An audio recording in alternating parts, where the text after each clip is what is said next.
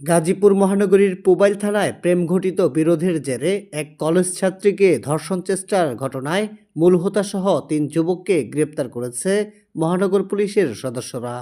সোমবার ২৬ জানুয়ারি ভোরে পুবাইলের খিলগাঁও এলাকায় অভিযান চালিয়ে গ্রেপ্তার করা হয় শাহরিয়ার সরকার ওরফে তাহসান, মোহাম্মদ নাদিম ও শাহরিয়ার ইসলামকে। এ ঘটনায় পারভেজ নামে আরও একজন আসামি এখনও পলাতক রয়েছে। পুলিশ জানায়, ভিকটিম টঙ্গীর একটি কলেজের একাদশ শ্রেণীর ছাত্রী। প্রেমের সম্পর্ক ভেঙে দেওয়ায় ক্ষুব্ধ হয়ে প্রতিশোধ নিতে পরিকল্পনা করে আসামিরা। এর ধারাবাহিকতায় গত ২৫ জানুয়ারি সন্ধ্যায় ভিকটিমের বাসায় অনধিকার প্রবেশ করে ধর্ষণের চেষ্টা চালানো হয়। তরুণীর চিৎকারে স্থানীয়রা এগিয়ে এলে আসামিরা পালিয়ে যায়।